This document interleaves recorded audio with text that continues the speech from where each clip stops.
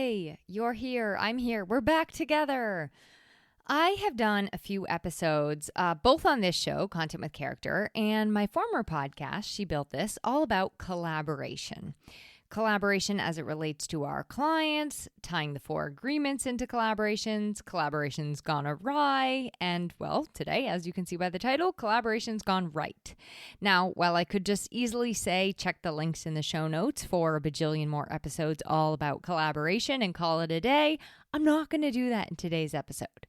I mean, those episodes are linked in the show notes, but I will never be done talking about nor learning about better collaborations and the importance of them.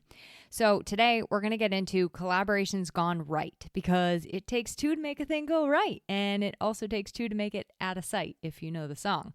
That's exactly what I believe. I believe that the best collaborations create an out of sight experience that leaves everyone dancing and feeling good. I'm going to shine light on all sorts of different ways that collaboration could look in your business, different ways you might consider expanding the ones you already have underway, and a few quick takeaways on what I think made the best collaborations as amazing as they were, with examples, of course. I want to help you learn more about when to hold them and when to fold them. Sometimes walking away is actually our greatest collaborative strength. So on that note, let's get into it and go. Welcome to Content with Character, the weekly podcast that'll give you the momentum you need to create content with more ease, clarity, and laughter. I'm your host, content copywriter Emily Aborn, and I'm all about unconventional marketing approaches. I believe in your big ideas, and I'm excited to help you share them in a way that's distinctly you. All right, as you heard in the intro, I'm Emily Aborn. I am a small business copywriter and obviously host of this show.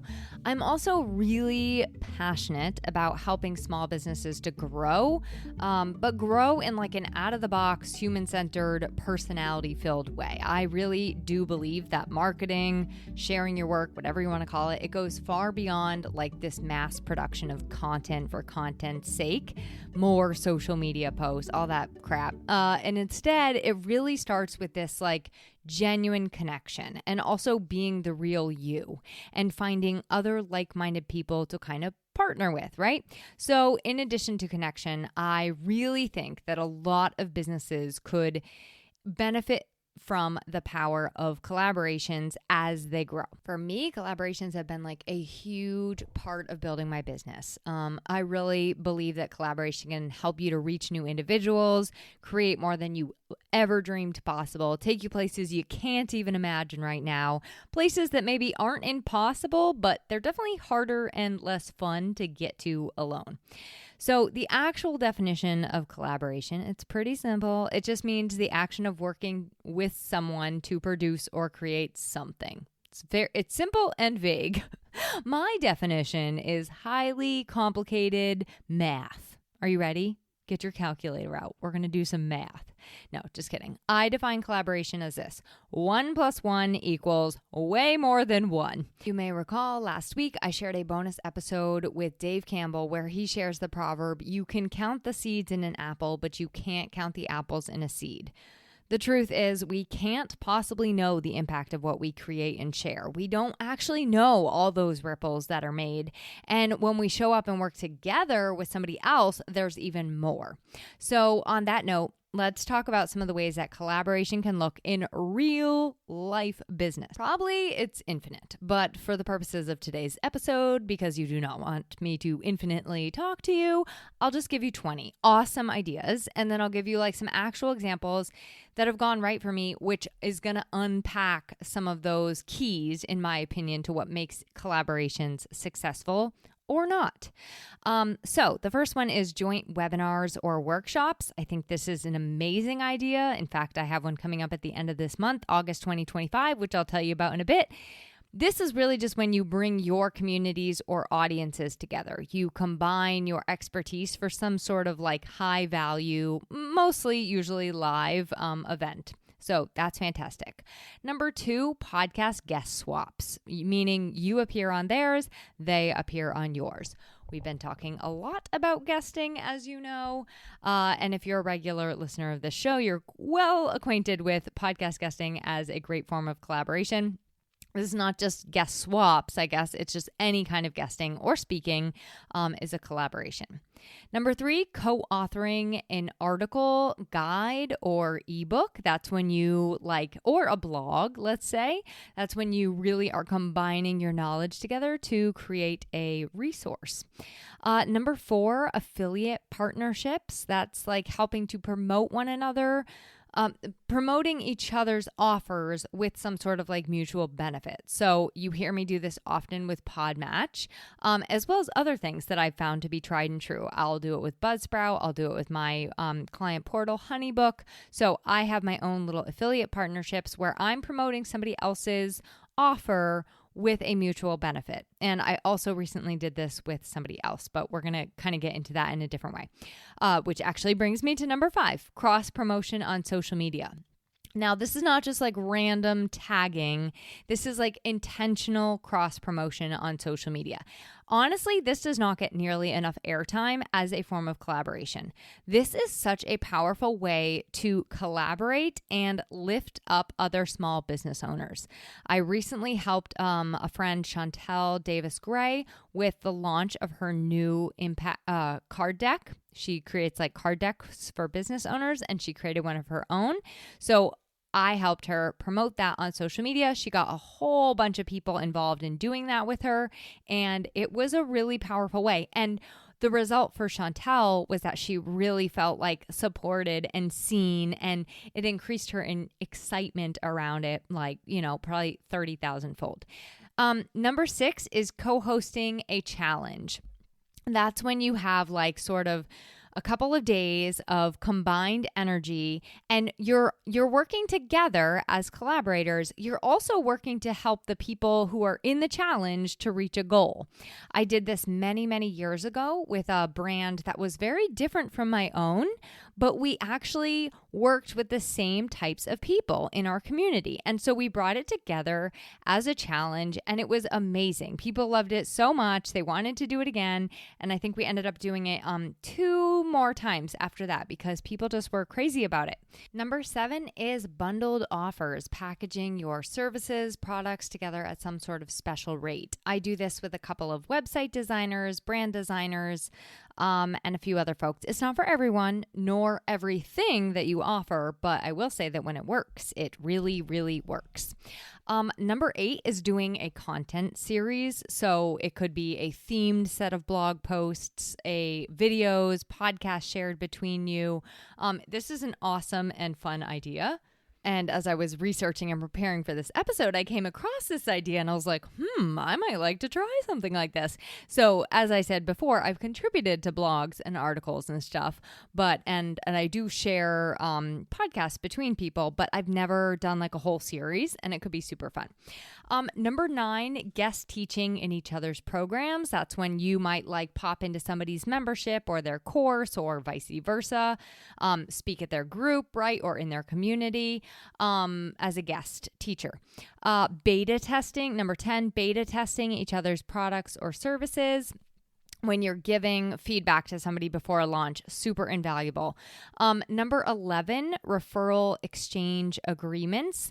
That's having basically a trusted go-to system for sending leads. I'm thinking something like BNI or a formalized networking opportunity like that. However, I have one with a website designer where I give her a percentage for any business that she sends me, and I believe vice versa. So that works out really well. So that's 11, referral exchange agreements. Number 12 is pop-up events or markets. That's when you're doing an event together or putting on a market together, and basically pooling a physical presence for a bigger reach. And I think that is a fantastic one. That is how I started my business, honestly, through an event, actually.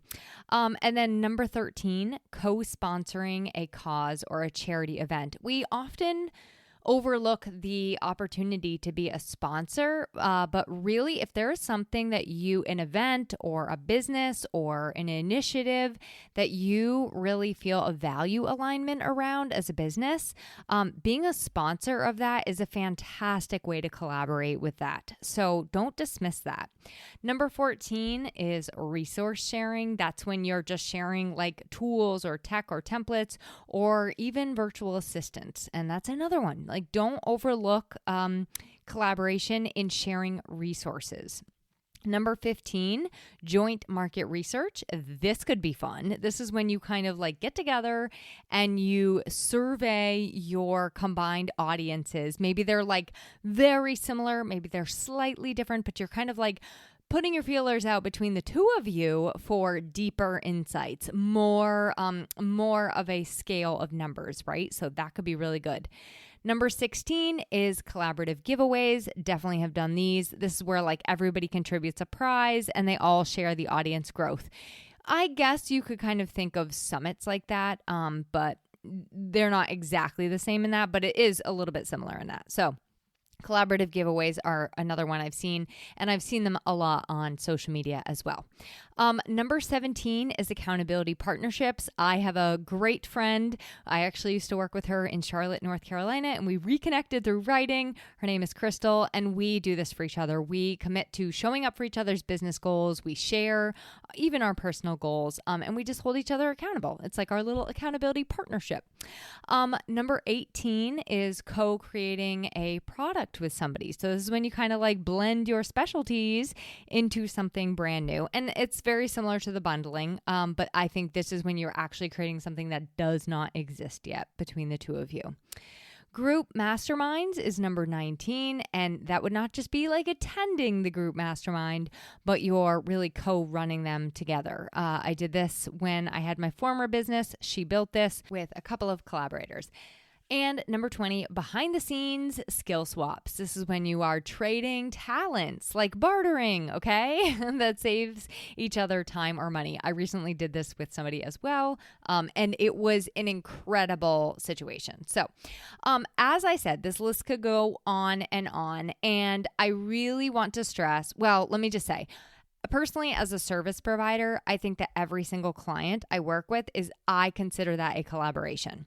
So the list, like I said, could go on and on. It's about finding ideas that work for you and also tailoring them to fit your business specifically. It is also about saying yes to the right collaborations and no to the ones that are not for you. And so I think to help you do that, because I think a no is as much your collaborative strength as saying yes to great collaborations. So I wanted to give you 6 sort of keys to collaborations that I've gleaned over the past decade or so that have really been indicative of what a good collaboration is versus a not so good one. So key number 1 is respect. A couple of years ago, I was finding myself in collaboration after collaboration where people, well, let's just say they were trampling me and undermining my worth and my value. And maybe I was also doing this to myself. So I don't want to just toss other people under the bus. I'm sure I was doing this to myself. Other folks were just picking up what I was putting down. Around that same time, I had a friend, Karen Kenny, who basically said, and I'm definitely paraphrasing here, I can't quite also do her awesome Boston accent justice, but she said something along the lines of like, hey, Emmeline, that's what she calls me. I think you're smart. You think I'm smart. Like, we know we both have a lot to bring to the table. Let's do this. Let's collaborate. And so we did. We ended up pulling together something called the Content Compass, which was a series of workshops, one of the ones we talked about, walking through that strategic side of content creation. And we also talked about the interpersonal growth side of content creation. So it was a fantastic collaboration, a fantastic mix. As you know, showing up is not just about strategy and about doing the quote unquote right things. It actually takes quite a bit of vulnerability and honesty and willingness to be authentically you. So Karen was able to kind of like show people that side of things. Now, she and I have a great respect for each other. She also has a lot of the other factors I'm going to be mentioning as well, but respect is something that Karen gifted me in a way that I really was like, oh, that's what it feels like. It was such a distinct difference from other collaborations I was going through. And as such a stark contrast, having just been put through the ringer a little bit, I really appreciated that she never disrespected me or made me feel small or less than, or, she really respected my experience and my expertise. And I think that is hugely important to consider when you are collaborating with other people, whether it be clients, whether it be other contractors, other creators. Do you both respect each other? Do you both respect each other's boundaries, each other's differences, each other's teaching style, working style, brain organizational style, processing style?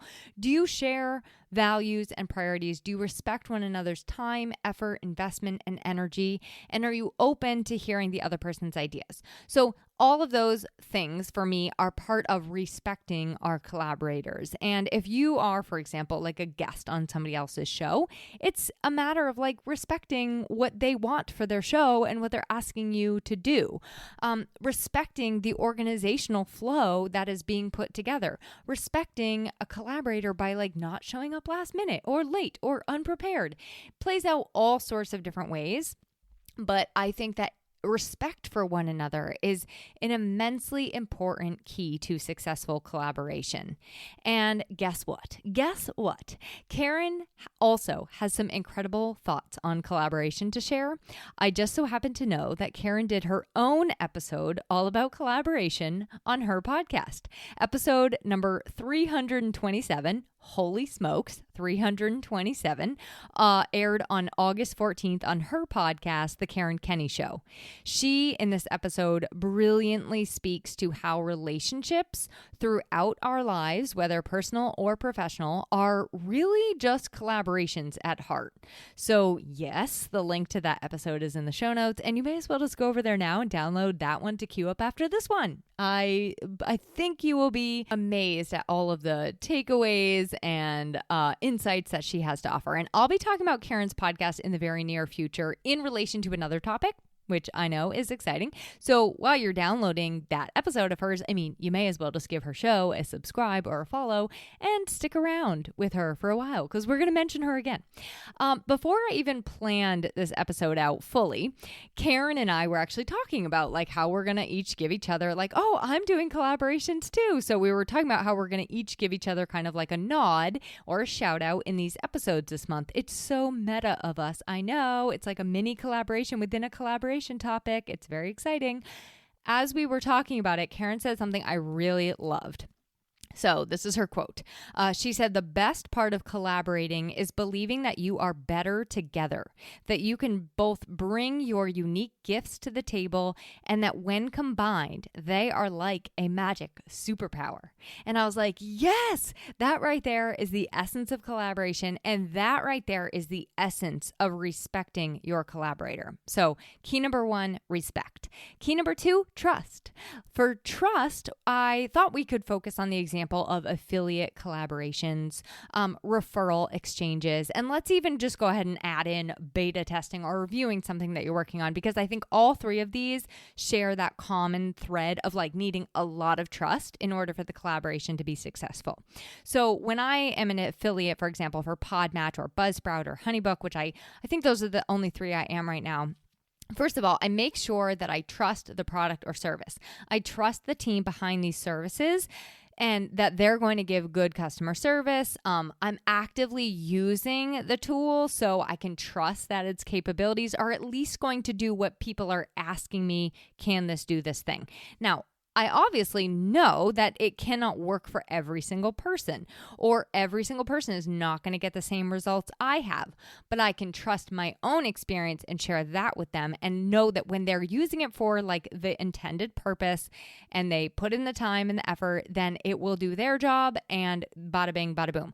I do not take my referrals or affiliate collaborations or even simply asking people to review something for me lightly. I require a great deal of trust to embark on collaborations like that. And I need to know that someone is not just going to kind of let me faceplant. And in the case of asking people for feedback, I need to know that it's not going to be unkind. I need to know that they know their stuff and they also understand my goals. And I need to trust that they're not going to just turn around and steal my ideas, which has happened, sadly. So trust is a huge, huge component of every kind of collaboration. especially when we're giving something our word. When you give your word on someone or something, we want to be sure that it's someone or something that we can actually trust, right? We can trust to do their very best. So when we're bringing someone onto our platforms or as a guest or a speaker, we need to trust that they're also going to be advocating for our community, for advocating for our brand, and show up in the way that we want other people to feel when they're interacting with our business too. Trust is no small thing in collaborations. Number 3, passion. Let's talk about passion as a key to successful collaborations. For this one, I think I'm just going to use a simple example of like working with clients, specifically with another collaborator. And in my case, it's a lot of website designers. So I work with quite a few talented website designers. And one thing that I've noticed that takes our work together from great to like incredibly amazing is when we're all really, really passionate about the project, meaning the business owner is passionate about their business or their initiative. Myself and the designer are passionate about bringing their message to life and helping them spread the word. And we're all passionate about working together. Everyone is passionate about the work they do and what they're bringing to the table, the collaboration as a whole. When we have that, we can do anything. We can navigate challenges and roadblocks and speed bumps, and Lord knows they happen. One recently occurred where we did have passion in spades between the three of us. We also had the trust and respect going for us, okay? It was me, a website designer, and an interior designer. Now, the interior designer was struggling a little bit to get the clarity on her messaging. So we ended up going through a pretty robust revision round, a little more labor intensive than most of my refining. And then I sent it off to the website designer. In this case, it was Teresa Schloop of Caffeine Creative for implementation. Our goal was like for the passion of this woman to come through in both the design and the copy. And because we were so passionate about her and what she was doing, we were like really invested in helping her to evolve this so that it was clear, so that we could see her vision. And she was really dedicated to helping us see that. So when it all finally came together, the feedback at the end was incredible. There was a whole lot of it. I mean, honestly, it was just like accolade upon accolade, and it was a great experience. My favorite thing that she had to say was that she had a great experience from beginning to end. She felt seen, heard, and as though she mattered. And I really think that is because both Teresa and I are super passionate about what we do. So shared enthusiasm fuels that effort. It creates more energy and excitement around what you're creating together. Shared passion keeps everyone engaged over time and working together for that mutual growth. Because like I said, speed bumps happen, and you definitely need that enthusiasm, that energy, that excitement, that passion to get through them. Number 4 is communication. Oh gosh, this is like the biggest one ever, right? Well, they're all big. So let's use podcast guesting, speaking, sharing, like in workshops or webinars as our example here. We've obviously, as I mentioned, been talking a lot about podcast guesting on this show. One of my absolute favorites, I think that this year, has been collaborating with Barb Davids of the Small Business Sweet Spot. Barb and I met through Podmatch, which I know you're always hearing me go on about how much I love, and no, that has not changed. I was a guest on Barb's show, The Small Business Sweet Spot, and right away, I loved how organized Barb was, how well she communicated with me and her listeners, and how informed she kept me every step of the way. I never had to wonder what was happening when. And it was really her communication, I think, that wooed me. So from there, Barb and I started making more of a connection, and she introduced me to actually another podcaster, Josh Hall, and then the three of us went on to collaborate on a live event featuring her as the SEO strategist, me as the copywriter, and him as the website designer. From there, Barb was on my show back at the beginning of this year, and from there, we've also pitched collaboratively to other podcasters. I've contributed to a blog for her. I'm working on another one for her right now, and at the end of this month, we're doing a live workshop workshop on how to be their favorite podcast guest. That is going to be, you've heard me talk about it. If you are a regular listener, it's going to be August 28th at 10:30 a.m. Eastern Standard Time, and I would love to see you there. Link is in the show notes. It's really going to be talking about how to be a better collaborator at the end of the day. In my opinion, what has set apart my collaborations with Barb specifically is how well she communicates. One of us will get an idea. We pitch the other person our idea. We communicate about our bandwidth. We say, if I'm not going to be able to get to something today, I tell Barb, like, I'm crazy today. I'm on the go, but I will do it tomorrow. We ask each other more questions to like hash out our ideas and make it super strong. Sometimes we talk it out. Sometimes we email. Sometimes we do it in Google Docs. Also, Barb is a pro. She makes a amazing Google Doc, like outlining it all, which has like clicks, things you can click. I just love it. It's my love language. And then I go in and add my thoughts, and then she adds hers, and it's just like this magical like workshopping of communication. We workshop graphics and marketing together. We communicate when like, I would change this about the graphic, right? And we stay in close communication with each other about attendee numbers, expectations, the evolution of it, all of it. Barb is an expert communicator, and in my opinion, it is one of the things that has made collaborations with her so pro. Communication is key. You've heard it time and time again. They say it all the time, but as a collaborator, it is so important to have clear communication about expectations and agreements, clear communication around your boundaries, communication on the frequency, the tone, and the feel of what you're doing together. That is so important.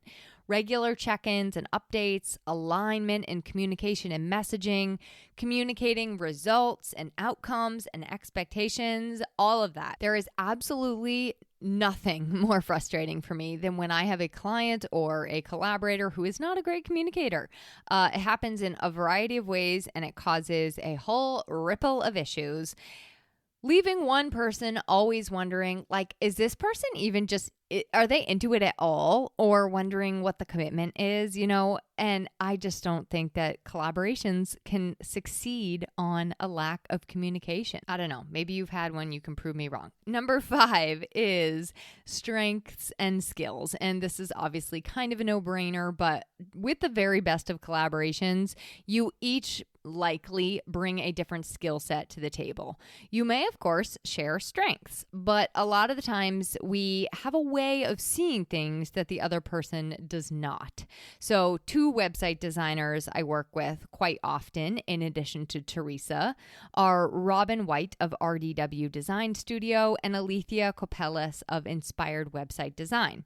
Both designers have all the designers I work with, but these 2 specifically stood out to me as women who have a strength that I do not have. So for both website designers, we package our services together as one bundle. So I'll use that bundling option as the example here.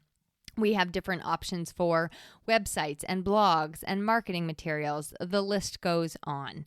And with both of them, it's really evident that we bring different skills and strengths to the table. We're very good about highlighting these to our clients and also cheering one another on behind the scenes in our strengths. So for example, I can write website copy, but I can't always see how that is going to look on the website, or maybe like this new innovative way to put it on the website. And they are both so great at seeing the design in what I create, and they're able to go through that with like a trained eye. So they'll see something and say, oh, you know what? We could do this if you would just change this to XYZ. Or can you come up with something here that will help me to achieve this goal?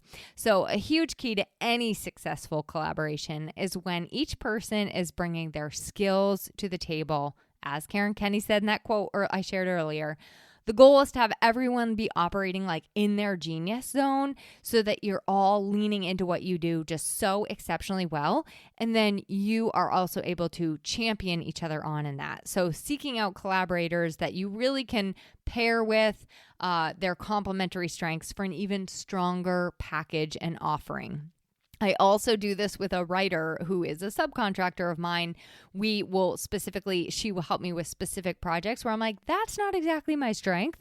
But I will bundle her services in with mine. And then she is able to kind of just amplify. She takes my skill gap basically and fills it.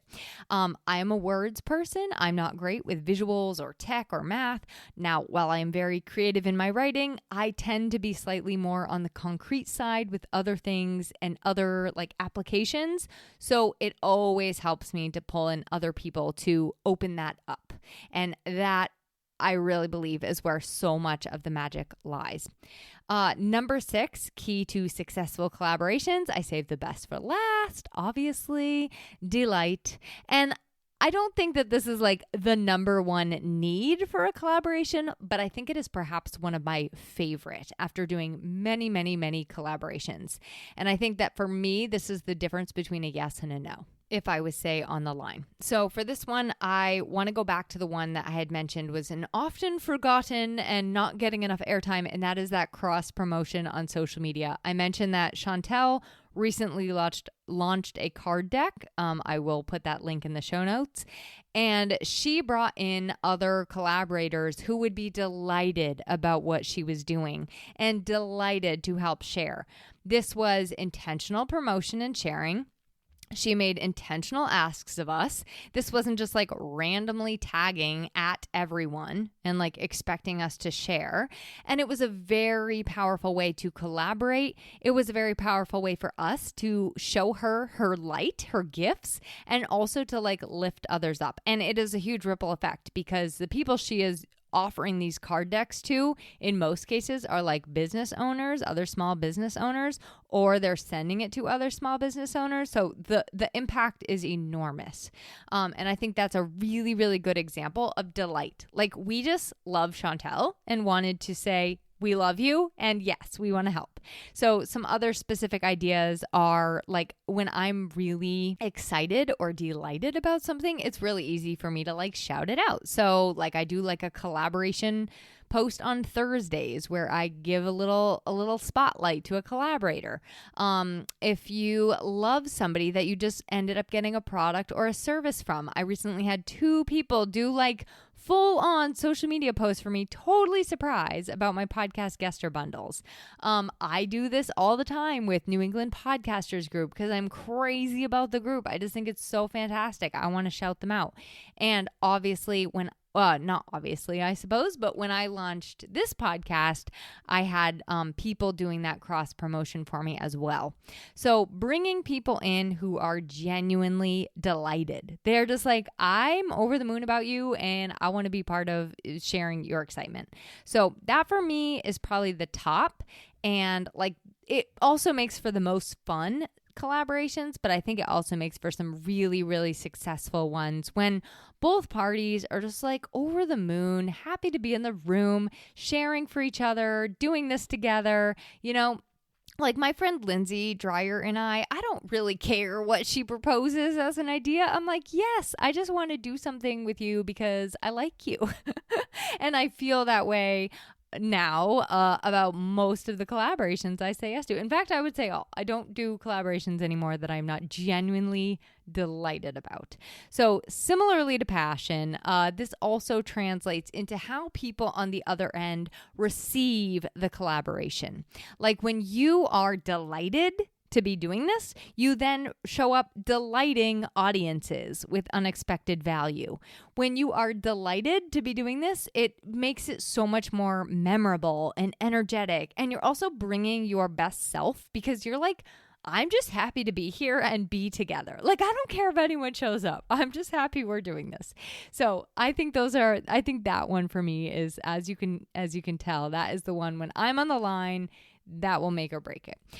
So to recap, the 6 keys I touched on: respect, trust, passion, communication, skills, strength, and delight. And a friendly reminder, as I've been mentioning throughout this episode, it is as important to say no to the collaborations that do not have these elements, that do not bring these things to the table for you. Turning down disrespectful clients, for example, or a podcast host, or if you don't trust somebody, or if you are experiencing inconsistent or last minute or really frustrating communication. There is no rule out there saying that you have to say yes to every single person. And so if those skills and the value and the strength and no sense of delight is to be found, then I would say saying no is a strategy. Okay, it's a strategy, and it opens you up to way more collaborations that can go right. Collaborations and collaborators that give you the goosebumps, if you will. So on that note, I will see you next week. We're actually going to be talking about failed collaborations. I want to share the 6 flavors of failed collaborations and how to dust yourself off, pick yourself back up, and get out there and try again. So I will chat with you next week. Thanks for listening to this week's episode of Content with Character. If you loved the episode, please make sure to subscribe to the podcast, rate, review, and share it with someone else you know it could help. For more content and visibility tips, visit my blog at emilyaborn.com, and be sure to connect with me on Instagram at emilyaborn. I'd love to hear how this inspired you to take action.